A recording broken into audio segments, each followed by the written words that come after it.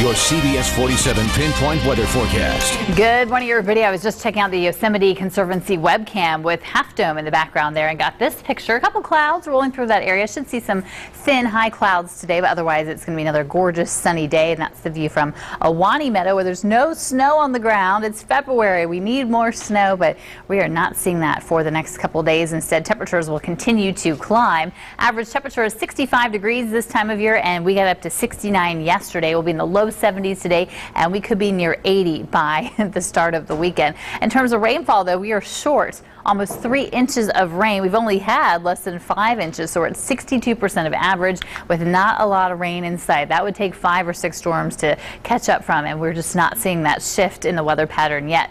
The warm-up continues for now, but a slight chance of showers on Sunday. This is mainly for the mountains around Yosemite. We might get brushed by the tail end of a system there. Better chance comes Tuesday night into Wednesday, about a 50-50 shot for both the valley and the mountains. That will get a light sprinkle with that one and some fresh snow. But for now, our satellite keeps showing all these storms getting pushed north of our area. We really want them to just drop down, take aim on Central California, come one after the other, but that's not happening. So we'll see a couple of thin clouds today, but otherwise a mainly sunny day. 44 degrees in Fresno right now as we take a look in the background there, getting ready for that sunrise. Winds are calm, no worries about fog. That's the flip side of not having any rain. We haven't had to deal with that much this winter, and temperatures today gorgeous for the afternoon. 71 in Fresno, Lemoore, Corcoran, 74 in Coalinga, 70 in Merced, Kerman, 69 in Visalia and Porterville. Foothills today are in the low to mid 60s there, some low 70s further south, 64 in Mariposa, 66 in Albury, 70 in Squaw Valley. And the mountains today pretty mild for February. We'll see low 50s around Kings Canyon,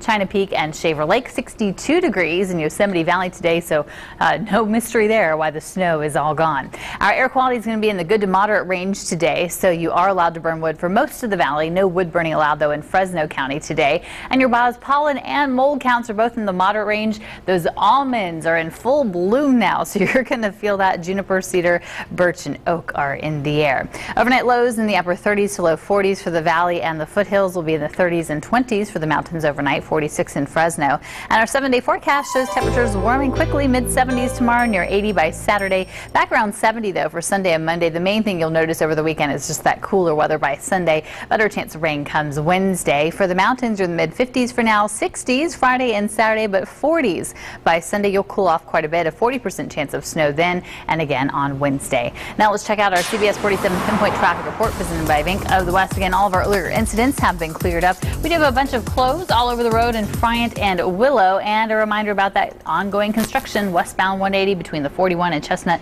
down to 2 lanes. Zara, back to you. Thanks, Jenny. A South Valley gardener is joining us in our next segment. He's going to not only preview the Fresno Home and Garden Show, but he's going to share some of his award-winning tips to make your garden beautiful this spring.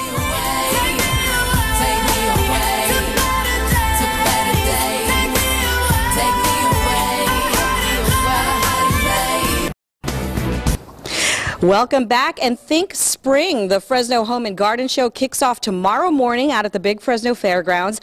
Dozens of companies, artists, gardening experts ready to help you revamp your home or redo your gardens. Lawn and garden expert Lance Walheim drove up from Exeter this morning to join us. Good morning, Lance. Good morning, Zara. How are you? I am great, and I have the furthest thing from a green thumb that you can call it, because I'm just awful at this, so I'm glad that you're here. That's what I'm here to help you with. Okay, so this segment, we are going to be talking about roses. Right. And for me, I killed a ficus plant in my house, something that is pretty much indestructible. So I need tips that people like me can use. Right. Roses have never been easier to grow. I mean, we've got great new varieties. This is what you're finding in the nurseries right now. You want to go with a container tree. And like you said, I've got 6 tips that you can work on. First, you want to do a little bit of homework. Find out which roses grow best in your area here in the San Joaquin Valley. Luckily, we can grow just about anything. But we've got great information from the San Joaquin Central Valley Rose Society, the great nurseries. So, for instance, some of the yellow roses tend to fade in the heat. So you want to know that. You want to plant in full sun, at least 6 to 8 hours of full sun. You want to make sure that you plant in well-drained soil. Work the soil with some organic matter first. You got to water regularly, especially in the Central Valley. You need at least 1 or 2 deep waterings a week. Drip irrigation is a great way to go. You want to water deeply about down to... These you can connect to your pots if you potted ones, or this can go right into the soil. That's exactly right. And it applies the water slowly. You want to apply a nice mulch also. And then you want to be, always watching out. You want to fertilize on a regular basis, every 6 to 8 weeks, because they need regular nitrogen fertilizer. Then you want to keep track of them, take a look at your roses all the time, make sure you control your insects and diseases. And, that's where I really recommend Bayer Advanced All-in-One Rose and Flower Care. That's what you use. Right. Is it safe to put it on your plants for pets or kids running around? The key thing is you follow the label instructions. Yeah. It's not a spray. It comes in a granular or a liquid. You mix it with water and pour it at the base of the plant, and it protects the plant for up to 6 to 8 weeks. So, yeah, it's really easy to use and very effective. Oh, okay, so it goes in the soil. So it's not like you're spraying the buds and then your kids come and touch it. No, that's not. Yeah, that's one of the nice things about it. There's no spraying involved. And the last tip, of course, is you've got to prune your roses. Yeah, how often can you do that? Because I'm always afraid that I'm going to prune too many off, and then all of a sudden I have this ugly bush in my garden. Well, hopefully in January, early February, you prune the plants back so that they look, you can keep them within bounds. It improves blooms. It makes them healthier. You want to do it once then, and then during the growing season, you want to lightly shear back so that you can cut the old buds off. It really helps to, get some instruction when it comes to the pruning. There's a great website called flowercare101.com. Okay, that's easy. Flowercare101.com. Right, and then we're also going to be at the Home and Garden Show over the weekend. People can come and ask questions there. But, that's it. At Roses, we have so many great varieties now. This is a new one of the landscape roses called Easy. Easy Does It? Oh, well, I like anything that involves the word easy in it. Yeah. So that sounds like something even I can grow then. That's living easy, and this is a ground cover rose over here, so they're very versatile plants. Now, if this is a ground cover one, does that mean the blooms are smaller? And not necessarily. No? This one has single blooms. A lot of the landscape roses have single blossoms. They kind of show up better, actually. So, and these are so easy to care for, great disease resistance, and they're really versatile landscape shrubs. All right. One thing, a little bit of trivia for you. Lance grew a rose that ended up traveling around the galaxy almost. Can you explain in 30 seconds how one of your roses ended up in space? My brother Rex is an astronaut, and he's been up on the space shuttle 3 times, and we came up with this great idea one time, well, why don't we send a rose up with him? So he took a rose up with him and flew around 650 times around the Earth, 650 million miles, I can't remember exactly, and then we put it on a rose float in the Rose Parade, so it was really a lot of fun. It was on the Space Shuttle Atlantis? I think that's right. That's correct. That's amazing. Yeah. From Exeter into space. All right, coming up in our next segment, we're going to talk about citrus, right? And we've all heard about the Asian citrus psyllid. So we're going to show you how to protect your crops, your plants, and also how to pick some yummy produce, right? That's right. All right, thank you so much. And again, the Fresno Home and Garden Show starts tomorrow out at the Big Fresno Fairgrounds, and Mike Scott will be out there live, and you can meet Lance for yourself. Stick around. We'll be right back with an Ask the Vet segment, some low-cost ways you can help curb pet overpopulation. 'Cause I'm gonna make this place your home.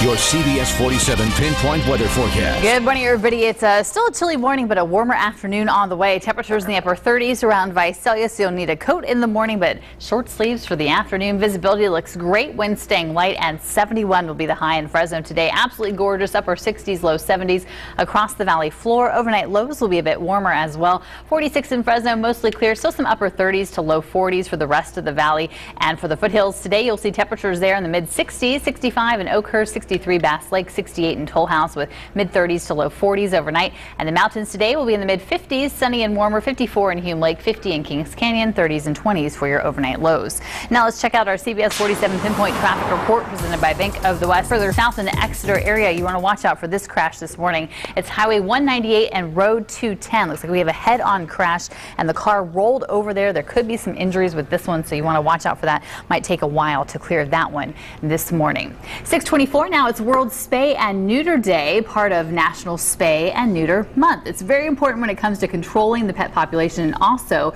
for your pet's health. And this morning we're joined by Dr. Chris Dobbins from the Fresno Pet Emergency Room and Referral Center. Good to see you, Dr. D. Good morning. How are you? Very good. You have a stat of the day, and that's if you don't get your cat neutered or spayed, how fast they can repopulate. Yeah, if you just take one unspayed female kitten, assume 2 litters per year and about 3 females produced per litter over about 8 years. Take a wild guess how many offspring there would be at that point. A couple hundred, maybe. 2 million. 2 million from one cat. From one cat. One unspayed cat. One unspayed female. So that's a good reason this morning why every single spay or neuter counts for people to take care of their pets. Exactly. I mean, if you think of it, oh, one doesn't make a difference. Yeah, one makes a big difference. Huge I mean, if you can difference. imagine one unspayed female roaming around the neighborhood and all of them having offspring and going from there, it multiplies up. So obviously, overpopulation and having problems with the too many of them and euthanasia is the #1 reason to get them spayed and neutered. Right, but another reason is health. Is the health. I mean, you have all kinds of things that you can prevent by getting them spayed and neutered, especially early. Reduce the amount of breast cancer, mammary tumors, things like that. Testicular cancer, prostate cancer, infections in the uterus later on. So, to get a spay or neuter done for a couple $100 or even less when they're young pays off big when you don't get it done later on in life and you have complications. And when you say young, you mean less than 4 months of age. Yeah, some people will do them less than 3 or 4 months of age, but the average is about 4 to 6 months of age. You want to try and get them spayed or neutered, spayed anyway, before their first heat cycle. And now this is like a really intense surgery. There's a lot of stuff going on when you get your pet spayed or neutered. Yeah, it's not some benign process. I mean, for the males, obviously, it's not as invasive, but for the females, you're opening them up and going inside their abdominal cavity. So, there's pain associated with that. So we try and prevent that with anti-inflammatories or pain medications. You're putting them under anesthesia, so you want to make sure that, they've got their airway protected. You want to make sure that there aren't any complications afterwards and things like e-collars. I mean, if I could say one thing about even just the spay and neuter, try to ask your vet or pick up an e-collar afterwards, because I see them after they've already had their spay and neuters done with complications. They've chewed out their sutures. They're licking at the area. It's red. It's raw. They're too active. They start running around. They get fluid built up underneath there. So there's a lot of things that can happen after you've had a fairly inexpensive procedure done that could be a lot more expensive because you didn't take preventative measures. Watch them. Yeah, and you said Elizabethan collar is why it's called an e-collar. So exactly. What is an e-collar? Elizabethan collar, the big ones like they used to wear in the Victorian times. So you want to watch out for that. Anything else when you have your dogs or cats spayed or neutered? The big thing's going to be keeping them confined. Okay. You don't want to have them running around. You want to make sure they're nice and out of the environment elements. So when it's too hot or too cold outside, you want to make sure they're kept away from that. And you want to make sure that they have plenty of food and water. They're going to be a little droggy or a little bit less active for a day or two afterwards. Okay. But after that, they should be back to normal. And there's some low-cost spay and neuter clinics coming up. Yeah, and there's three facilities here in Fresno Clovis area. We've got Hope Animal Foundation, Valley Animal Center, and Central California SPCA. I mean, you can get spays and neuters done for $35, $40 on the cats, and $50, $60 for the dogs. There you go. So no excuse not to, right? No excuse not to get it done. Some of them even actually take Medi-Cal in terms of if you have a Medi-Cal card, it's even more discounted. So ask around. Good tips. Thanks so much, Dr. D. And You're Fresno welcome. Pet ER, if you want to contact them, their number's for Fresno. You can also go to Fresno Pet ER and download their app. 6:27 now, we're at 42 degrees. Saying goodbye to the Bay. 49ers quarterback Alex Smith gets traded. Sports news in our next half hour. And looking live at the stock market this morning. We're getting ready to ring the opening bell in about 2 minutes.